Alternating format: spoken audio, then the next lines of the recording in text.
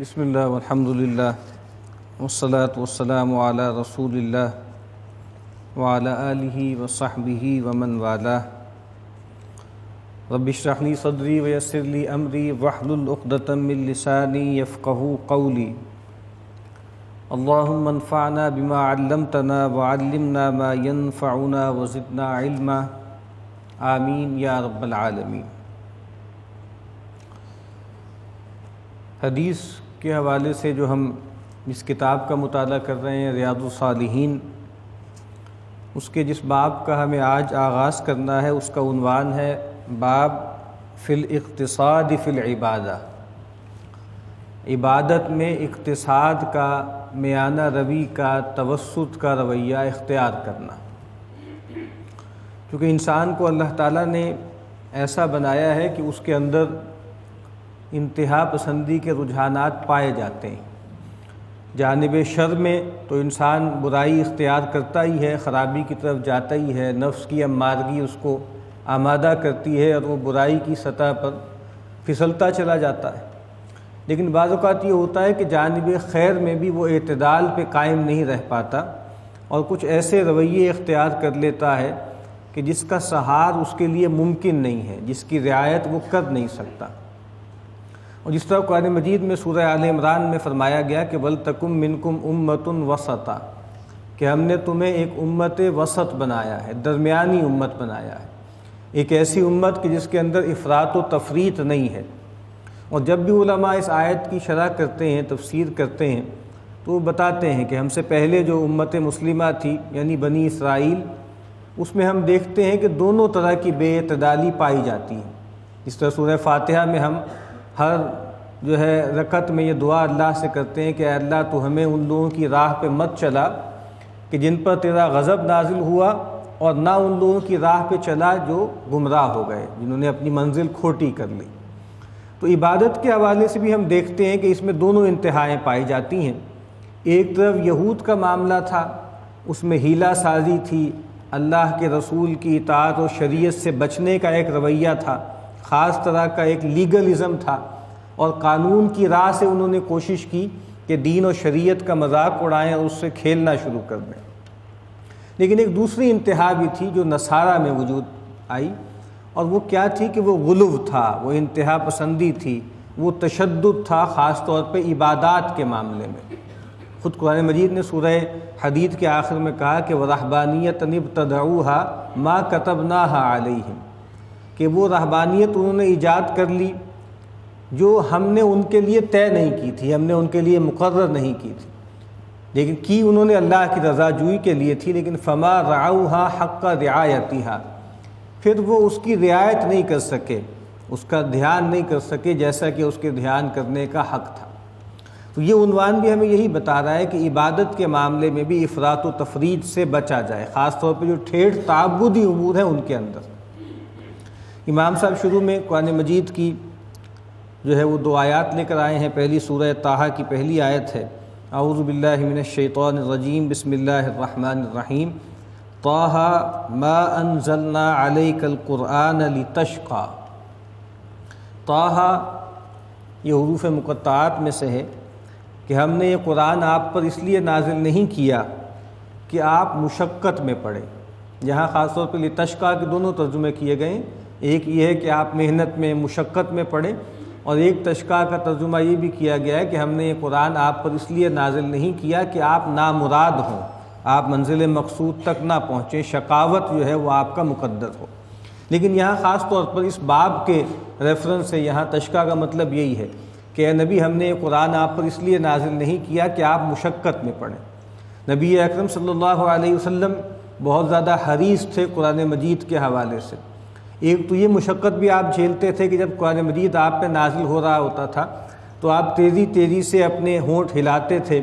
اور آپ پر جیسے ایک دباؤ پڑتا تھا کہ میں اس کو صحیح طرح پڑھ لوں اور پڑھنے کے بعد اپنے سینے میں اس کو محفوظ کر لوں۔ تو اسی لیے سورہ قیامہ میں آپ کو تسلی دی گئی کہ آپ لا تحرک بہ لسانک لتعجل بہ، اے نبی صلی اللہ علیہ وسلم آپ اپنے ہونٹوں کو حرکت نہ دیں قرآن کے لیے کہ آپ جلدی جلدی سے اس کو پڑھ لیں، ہمارے ذمے ہیں اس کو پڑھوا دینا، اور ہمارے ذمے ہے آپ کے سینے میں اس کو جمع کروا دینا۔ اور دوسری مشقت ظاہری بات ہے کہ قرآن مجید ایک قول ثقیل ہے۔ قول ثقیل بالکل فزیکل معنوں میں بھی ہے کہ ظاہری بات جب وحی آپ پر نازل ہوتی تو ام المؤمنین فرماتی ہیں کہ انتہائی سردی کے موسم میں بھی آپ کی جبین جو ہے وہ عرق آلود ہو جاتی۔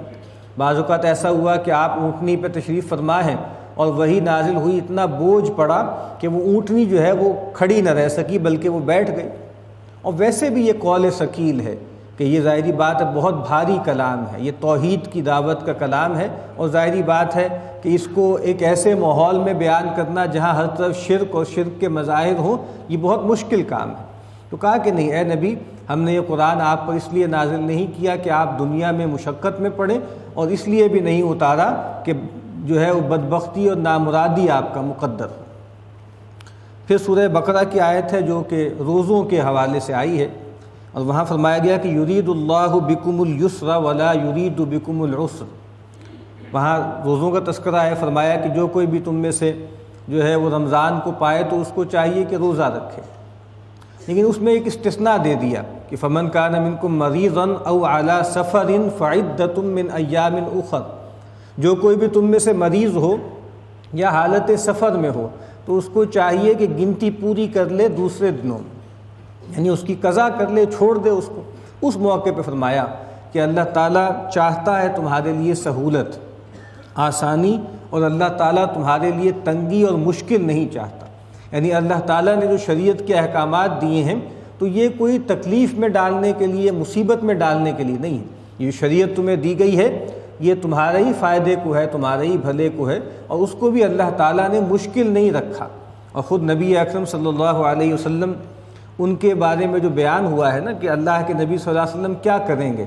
کہا ہے نا کہ وَيَضَعُ عَنْهُمْ إِصْرَهُمْ وَالْأَغْلَالَ الَّتِي كَانَتْ عَلَيْهِمْ۔ یہ نبی جب آئیں گے، یہ نبی رحمت، تو ان کے اوپر جو طوق ہیں اور ان کی جو پاؤں کے اندر جو بیڑیاں پڑی ہوئی ہیں ان کو ہٹا دیں گے اور ان کو سہل کر دیں گے، ان کو آسان کر دیں گے، ان کو لائٹ کر دیں گے۔ تو یہاں پر فرمایا کہ اللہ تعالیٰ تم سے آسانی چاہتا ہے، سہولت چاہتا ہے، اللہ تمہارے معاملے میں سختی اور تنگی نہیں کرنا چاہتا۔ اس کے بعد پہلی روایت ہے جو متفق علیہ روایت ہے، بخاری اور مسلم دونوں میں بیان ہوئی ہے، وعن عائشہ رضی اللہ تعالی عنہا ان النبی صلی اللہ علیہ وسلم دخل علیہا وعندہا امرأۃ۔ ام المؤمنین سیدہ عائشہ رضی اللہ تعالی عنہا سے روایت ہیں کہ نبی اکرم صلی اللہ علیہ وسلم ان کے ہاں تشریف لائے، اور سیدہ عائشہ کے پاس ایک خاتون بیٹھی ہوئی تھی۔ قال من ہذہ، تو آپ نے پوچھا کہ یہ خاتون کون ہے؟ قالت، تو سیدہ عائشہ رضی اللہ تعالی عنہا نے عرض کی ہذہ فلانہ تذکر من صلاتہا، تو آپ نے کہا کہ یہ فلاں خاتون ہے، اور پھر کچھ روایتوں میں کہ تذکر من صلاتہا، کہ جن کا کہ نماز کے بڑے چرچے ہیں۔ یہاں یا سیدہ نے کہا کہ یہ وہ خاتون ہے، اس کے بعد پھر ان خاتون کی نماز کی کیفیت، اس کی درازی، ان کے مجاہدے کا بیان کرنا شروع کر دیا۔ کچھ روایتوں میں ہے کہ سیدہ نے فرمایا کہ لا تنام اللیل، یہ جو خاتون ہے یہ اتنی عبادت گزار ہیں اور کبھی رات کو سوتی ہی نہیں، پوری پوری رات عبادت کرتے ہیں۔ اور ایک روایت میں ہے کہ سیدہ نے کہا کہ اعبد اہل المدینہ، کہ یہ خاتون کون ہے؟ یہ اہل مدینہ میں سب سے زیادہ عبادت گزار ہے۔ تو اس طرح کا ان کا تعارف خاتون کا کرایا۔ قال، نبی اکرم صلی اللہ علیہ وسلم نے جب یہ گفتگو سنی تو آپ نے فرمایا مہ، ٹھہر جاؤ، رک جاؤ۔ اب یہ جو ایک مہ کا کلمہ ہے یہ ایک زجر کا سا کلمہ ہے کہ ٹھہر جاؤ، بات کو اتنا نہ بڑھاؤ۔ یا تو یہ ہے کہ یہ جو عبادت کا معاملہ یہ خاتون بہت زیادہ کر رہی ہیں، اس کو روکو، اس میں ٹھہراؤ پیدا کرو۔ یا نبی اکرم صلی اللہ علیہ وسلم نے سیدہ عائشہ سے کہا کہ دیکھو بات کو اتنی بڑھاؤ نا، جس کو عام طور پہ محاورے میں کہتے ہیں نا کہ پاکی دامہ کی حکایت کو اتنا نہ بڑھاؤ، یہ اچھا رویہ نہیں ہے، بس کر دو، بس اتنی بات تم نے جو بتا دی ہے، ان کی عبادت کے کس سے زیادہ بیان میرے سامنے نہ کرو۔ اور پھر فرمایا کہ علیکم بما تطیقون، پھر ایک اصولی ہدایت فرما دی کہ اے لوگو ان چیزوں کو اختیار کرو جس کی تم طاقت رکھتے ہو، جس کی تم مقدرت رکھتے ہو۔ اب خاص طور پہ اگر اس کانٹیکسٹ کی بات کریں تو نماز کے بارے میں فرما رہے ہیں، عبادات کے معاملے میں فرما رہے ہیں کہ دیکھو اتنی عبادت اختیار کرو، اس کو لازم پکڑ لو جس کی تمہارے اندر طاقت ہے۔ اور پھر پورے دین کے معاملے میں بھی یہ رویہ ہے کہ دین کے جو بھی اعمال ہیں ان میں سے ان کو اختیار کرو جس کی تمہارے اندر طاقت ہے۔ اس طرح نبی اکرم صلی اللہ علیہ وسلم نے اور روایات میں یہ فرمایا کہ بے شک اللہ تعالیٰ کے نزدیک سب سے محبوب عمل وہ ہے کہ جس پر مداومت کی جائے، ما داوم علیہ صاحبہ وان قل، کہ جس پر اس کے کرنے والا مداومت اختیار کرے، استمرار اور کنٹینیوٹی کے ساتھ وہ معاملہ کرے، اگرچہ وہ عمل تھوڑا ہو، مقدار میں تھوڑا ہو، لیکن اس پر مداومت کی جائے۔ تو کہا کہ دیکھو اے لوگوں، اعمال میں سے، وہ عبادات میں سے وہ چیزیں اختیار کرو جس کی تمہیں طاقت ہے، جس کا تمہارے اندر سہار ہے۔ اور فرمایا کہ فواللہ لا یمل اللہ حتی تملوا، اور پھر آپ نے کہا کہ اللہ کی قسم، اللہ گواہ ہے کہ اللہ تعالیٰ تو بیزار نہیں ہوتا، اللہ تعالیٰ ملال کا شکار نہیں ہوتا یہاں تک کہ تم ہی ملال اور اکتاہٹ کا شکار ہو جاؤ۔ ظاہر بات ہے ملال کا ایک مطلب ہے انسانوں کے حوالے سے، انسان کے اندر ملال اور اکتاہٹ پیدا ہوتی ہے کسی چیز کے بارے میں ثقالت کے احساس سے، بھاری پن، یا کوئی چیز بہت زیادہ انسان کرنے لگے تو اس سے بھی اکتاہٹ پیدا ہو جاتی ہے۔ ظاہری بات ہے ان معنوں میں اللہ تعالیٰ کے لیے یہ اصطلاح ہم استعمال نہیں کر سکتے، لیکن بات وہی ہے جس طرح خود قرآن مجید نے کہا کہ وَجَزَاءُ سَیِّئَةٍ سَیِّئَةٌ مِثْلُهَا، یا جس طرح عربی میں کہتے ہیں کہ الجزاء من جنس العمل، کہ جو بدلہ ہوتا ہے وہ عمل ہی کے جنس سے ہے۔ تو کہا کہ تم بیزار ہو جاؤ گے، تم عبادت کرنے سے، تم اللہ کو راضی کرنے والے اعمال سے اکتا جاؤ گے، اللہ تعالیٰ نہیں اکتائے گا۔ تم نیکی کرنے سے ہو سکتا ہے تھک جاؤ اور بیزار ہو جاؤ، اللہ تعالیٰ اس کا ثواب دینے، اس کا اجر دینے، بندوں کو نوازنے سے بالکل بھی بیزار نہیں ہوتے۔ مطلب یہ کہ اللہ تعالیٰ کے خزانوں میں تو کوئی کمی نہیں ہے، تم جو جتنا زیادہ عمل کرو گے، جتنی زیادہ عبادت کرو گے، اللہ تعالیٰ تمہیں نوازتے رہیں گے۔ مسئلہ تمہارے اینڈ پر ہے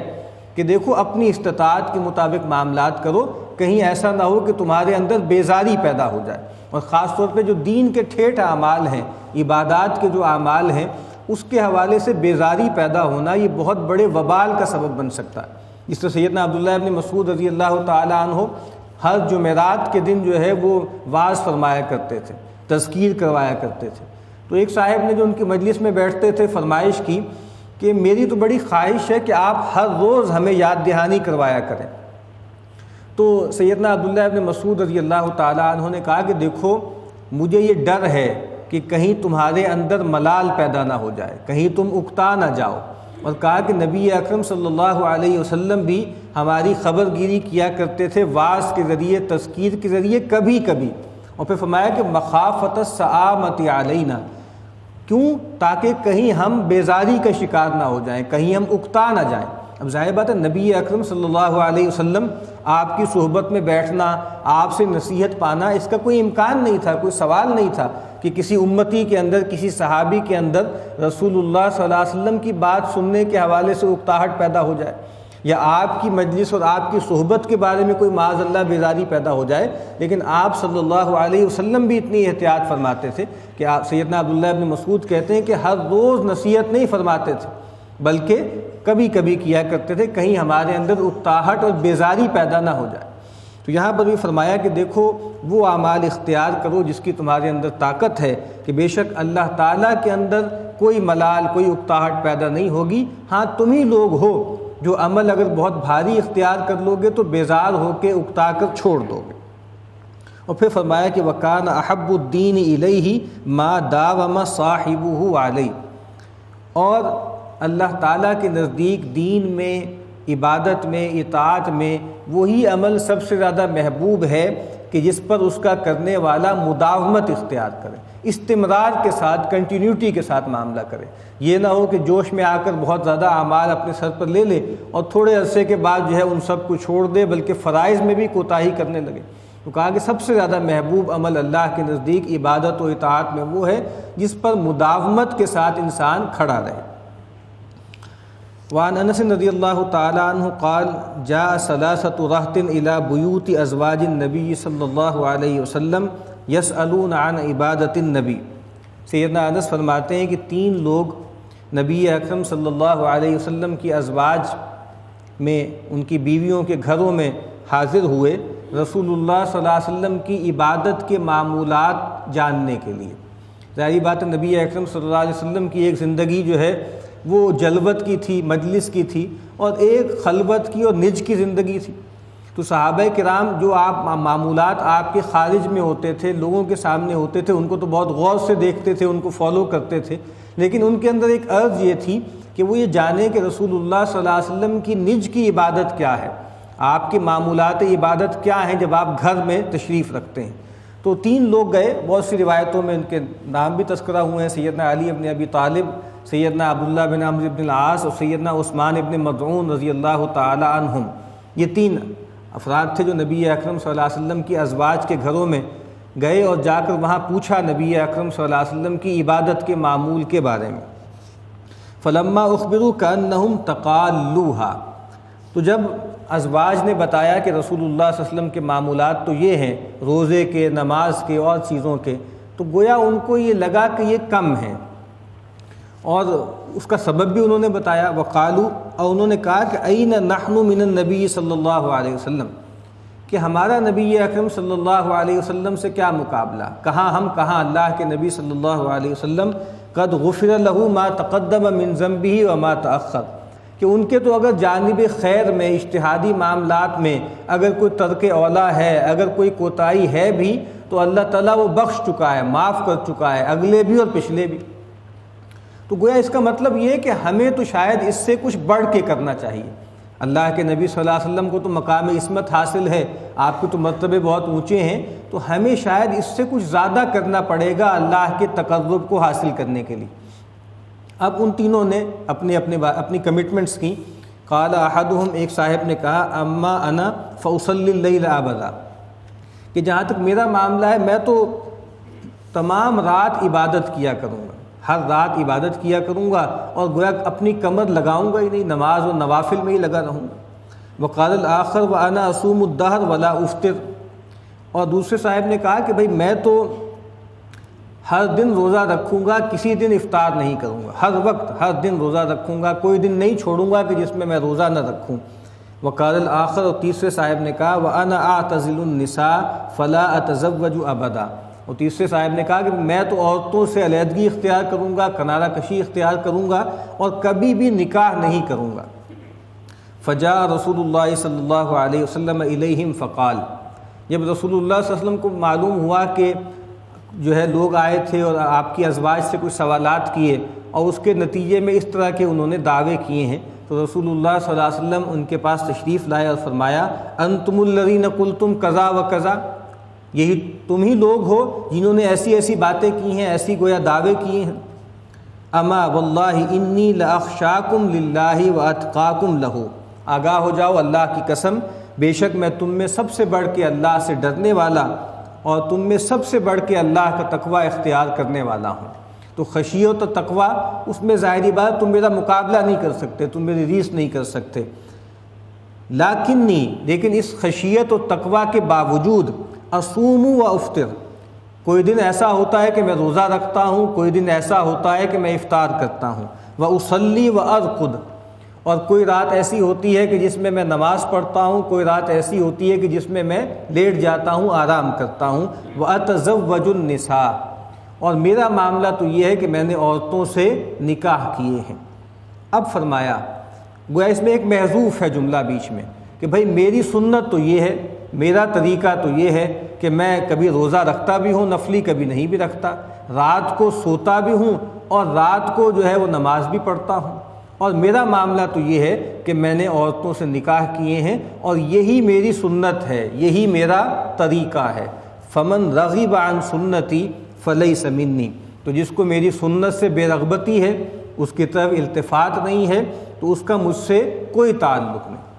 عام طور پہ یہ ٹکڑا ہوا ہے جو خطبہ نکاح میں پڑھا جاتا ہے، تو یہ اس کا کانٹیکسٹ ہے کہ کہا کہ میرا طریقہ تو یہ ہے، میں تو ایک خاص طرح کا اعتدال کا رویہ اختیار کرتا ہوں، روزہ بھی رکھتا ہوں، افطار بھی کرتا ہوں، رات کو نماز بھی پڑھتا ہوں اور سوتا بھی ہوں، اور عورتوں سے میں نے نکاح کیے ہیں، تو یہ میری سنت ہے، یہ میرا طریقہ ہے۔ تو گویا جو آدمی اس سے آگے بڑھتا ہے، گویا اس کا مطلب کیا ہے کہ وہ اللہ کے نبی صلی اللہ علیہ وسلم سے بڑھ کے اللہ کی خشیت کا دعویٰ کر رہا ہے، اللہ کے تقوی کا دعویٰ کر رہا ہے۔ تو اس روایت میں بھی جو ہے باب سے اس کا تعلق ہے وہ بہت واضح ہے کہ عبادات کے معاملے میں افراط و تفریط سے بچنا چاہیے اور اعتدال کا رویہ اختیار کرنا چاہیے۔ اللہ تعالیٰ ہمیں اس کی توفیق عطا فرمائے۔